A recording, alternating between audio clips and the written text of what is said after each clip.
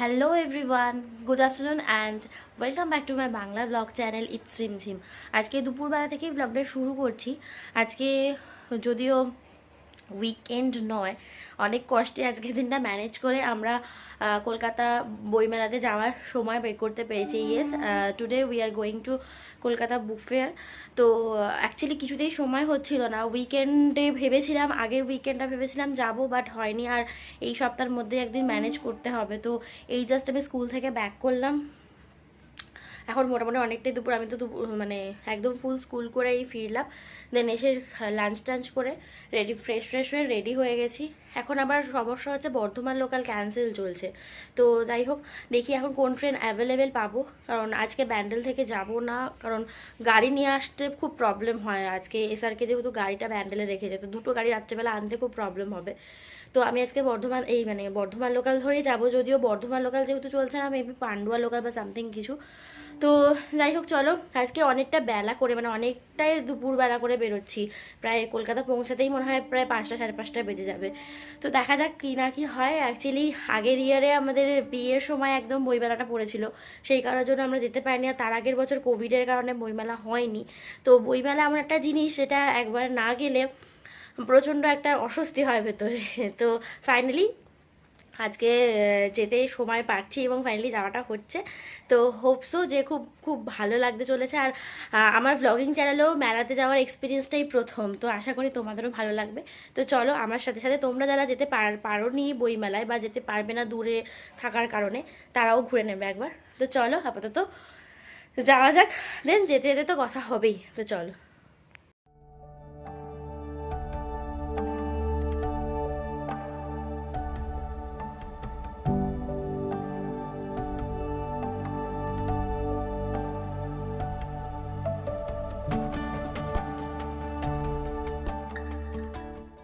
হাওড়া নামলাম এখন। এই স্যারকে কফি খাবে বললো, একটা কফি টফি খেয়ে দেন আমরা লঞ্চ হবো। আমরা অ্যাকচুয়ালি আহিডোলা হয়ে যাব, ওটা সুবিধা হয় ওই রুটটা আমাদের যেতে। তাহলে পুরোটা বাসে যেতে, আমার বাসে খুব বেশি জার্নি করতে আমার খুব অসুবিধা হবে। গরমটাও তো পড়ে গেছে, ওই জন্য আহিডোলা হয়ে যাবে। তো লঞ্চ পাওয়া হবো, তো কফিটা খেয়ে নিক, দিন তারপর লঞ্চ কাটে যাচ্ছে।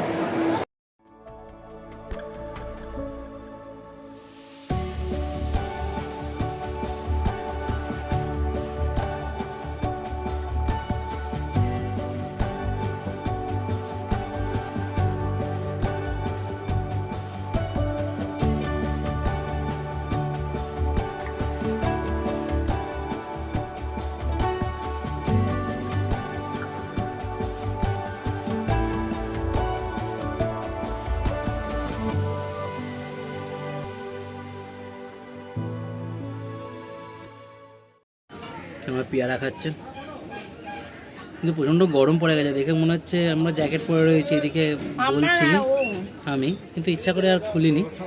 কিন্তু বেশ ভালোই গরম পড়ে গেছে, সেটা কলকাতা আসলেই বোঝা যাচ্ছে। তো চলো আমরা এসে গেছি এখন। গরম ছিল, প্রচন্ড রোদের তাপ বেড়ে গেছে প্রচন্ড। তো আমরা এসে গেছি আড়িটোলা, এখান থেকে অটো করলাম, বাট এখনো ছাড়েনি। চলো যাওয়া যাক বইমেলা। চলো।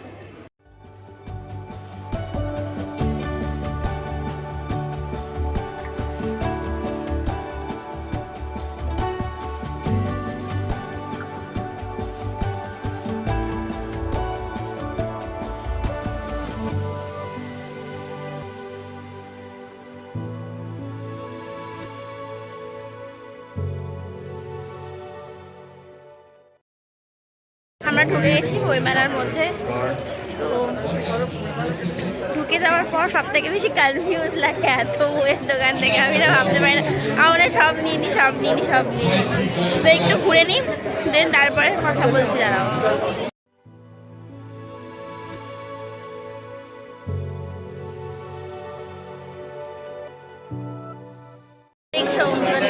আগে বাড়ি থেকে খেয়ে বেরিয়েছি, ওটার জন্য ভাবলাম আগে পেট পুজোটা করে নিই, তারপরে পেট ভর্তি না থাকলে বই দেখতে পারবো না, মাথা ঠান্ডা করবো। যদি আগে পেট ঠান্ডা করতে এসেছি, তারপরে গিয়ে বই দেখবো। আগে খেয়ে নিই কিছু, তারপরে গিয়ে বই স্টল করে যাবে। একটা বই স্টল ঢুকিয়ে এখনো। একটা কবিরাজ এসে ফিস করবে।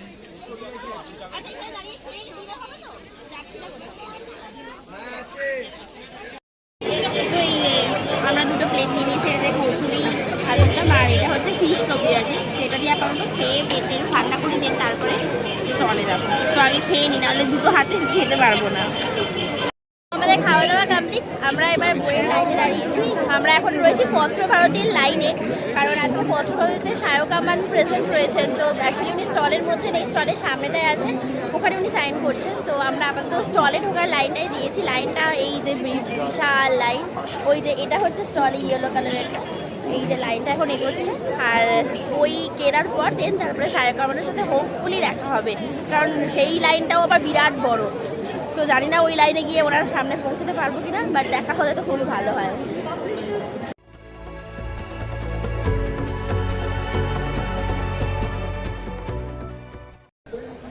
একটা ব্যাড নিউজ, সেটা হচ্ছে আমরা শায়ক আমানের সাথে দেখা করতে পারিনি, বিকজ অফ ওনার লেখা বইটা শেষ হয়ে গেছে। মানে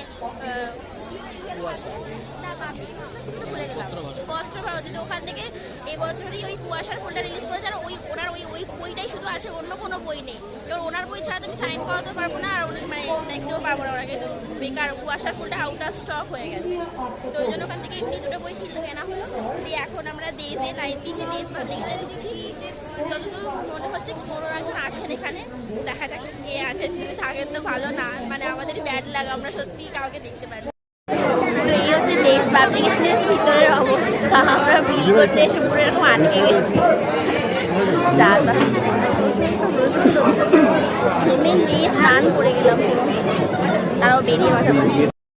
ফাইনালি আমরা দেশ থেকে বেরোতে পেরেছি। ভাব এই সাথের মুখের অবস্থাটা দেখো। হয়তো শেষ দুদিন তো সেই জন্য এই মারাত্মক কন্ডিশন, তার মধ্যে নেট একটুও কাজ করছে না। আরে ও একটা খেলার বই কিনবে, স্টলটার নাম ক্রিকেটের ওই স্টলটার নাম ভুলে গেছে। তো ওই লেখকের প্রেজে যাওয়া হচ্ছিল, কিন্তু মানে খুলছেই না কিছু। ইভেন কি আমি ম্যাপ আনতে গেলাম, ম্যাপও শেষ হয়ে গেছে। প্রিন্টিংয়ের জন্য পাঠানো হচ্ছে, 20 মিনিট পর ম্যাপ দেওয়া হবে। তো আমরা এখন এই মাঝমধ্যিখানটা এখন দাঁড়িয়ে আছি, একটু রেস্ট নিয়ে দেন তারপরে বাকি স্টলগুলো একটু ঘুরবো। মানে একটা স্টলেই ব্যাগ পত্র নিয়ে আর এত সাফোকেটিং লাগছে, 1 ঘন্টা টাইম লাগবে সত্যি বাবা। ও আর কি বলবো, 7টা বেজে গেল অলরেডি। এর মধ্যে ভাবা যায় 7টা বাজে, হ্যাঁ সে কি। তো বাট ফাইনালি যে বইমেলাটা আসতে পারলাম এবছর, এটা অনেক বড় ব্যাপার, বলো সিরিয়াসলি। পাওনা অটোগ্রাফ না পেলেও শায়ক আমানের দর্শনটা কিন্তু হয়েই গেল। ওই যে তুমি জল খাচ্ছে, দূর থেকে দেখে নিয়েছি।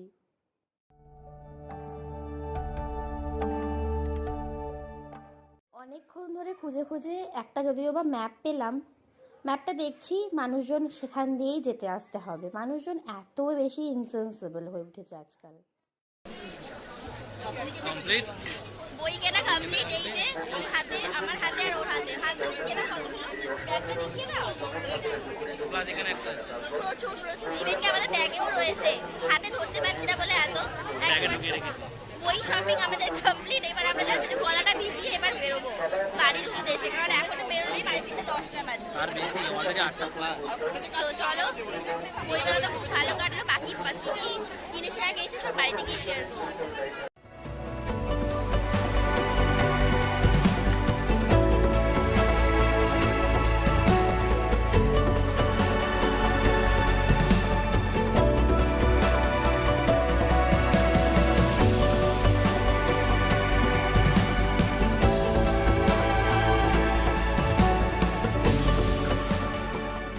এত তাড়াহুড়ো হলো, একটা অটো থেকে নেমে আর একটা অটোতে যারা কোনো রকমভাবে ক্যামেরা অন করতে পারে। এই জাস্ট জেটিতে এসে পৌঁছালাম, এখনও লঞ্চ আসেনি। আর পুরোপুরি গরমের ওয়েদার পড়ে গেছে। তো কি সুন্দর, কি হলো, গঙ্গার ধারে হাওয়া দিচ্ছে, খুবই সুন্দর দেখতে লাগছে, তাই না বলো? হাওয়াটা বেশ ভালো লাগছে। গরম মানে ঠান্ডা একটুও লাগছে। আমি বেকার জ্যাকেট ফ্যাকেট বয়ে বয়ে নিয়ে এসেছি। দেখ যে আসুক, এরপর এখান থেকে আমরা নেমে শ্রীরামপুর যাবো। কালকে একটা ইনভিটেশন আছে, সেটা গিফট কেনার আছে। তারপরে ওখান থেকে ব্যান্ডেল, তারপর ব্যান্ডেল থেকে গাড়ি নিয়ে বাড়ি। এখন অনেক রাস্তা বাকি, তাই না? মিন টাইম এটা পোপাট হয়ে গেছে। আমরা যে জেটিটাতে উঠেছিলাম সেই জেটিটা না হাওড়া যাবে না, মানে আহিরোড়া থেকে অন্য একটা স্টপেজ ছিল বাধাঘাট বলে, আমরা সেটা জানতাম না, মানে বুঝতে পারিনি। আমরা মানে কনফিডেন্টলি উঠে পড়েছিলাম, তো মাঝ রাস্তায় বুঝতে পারি সেটা। তো এখন আমরা এই বাধাঘাটে নেমে এখান থেকে আমরা এখন অটো করে হাওড়া স্টেশন যাচ্ছি। এই রুটটা পুরোপুরি মানে আননোন একটা রুট, যাই হোক। তো আশা করি ঠিক টাইমেই পৌঁছে যাবো হাওড়া স্টেশন। এবার হঠাৎ করে মাঝ রাস্তায় একটু বিভ্রাটের মধ্যে পড়তে হলো, কারণ এইটা আমাদের কাছে একদম মানে কি বলবো উইদাউট ইয়ে ছিল, মানে আনপ্ল্যান্ড ছিল বিষয়টা। আর এটা এই রুটে আমরা এর আগে কখনো আসিও নি, মাঝে একটু টেন্সড হয়ে পড়েছিলাম যদিও, বাট এবার মোটামুটি স্টেশনের কাছেই চলে এসেছি। তো এবার জাস্ট স্টেশনে নেমে ট্রেন ধরে শ্রীরামপুর। তো মাঝখানে একটু খারাপ ইয়ে হয়ে গেলেও এখন ঠিকঠাক চলো। রিচড ব্যান্ডেল স্টেশন, এখন প্রায় 9:45 বাজে। এখন আমরা শ্রীরামপুরে নামার প্ল্যানটা ক্যান্সেল করেছিলাম, তো এখন আমরা ব্যান্ডেল থেকে গিয়ে গিফট আইটেমটা দেখব, কারণ আজকে আমাদের কিনতেই হবে গিফটটা, কারণ কালকেই সকালে ইয়ে আছে, মানে সকালে নিমন্ত্রণ, ঠিক আছে। তো সেক্ষেত্রে আজকে আমাদের গিফট আইটেমটা কিনতেই হবে, সেই কারণের জন্য আমরা শ্রীরামপুরে নামিনি, যদি আবার ট্রেন মিস করে যাই সেই কারণে।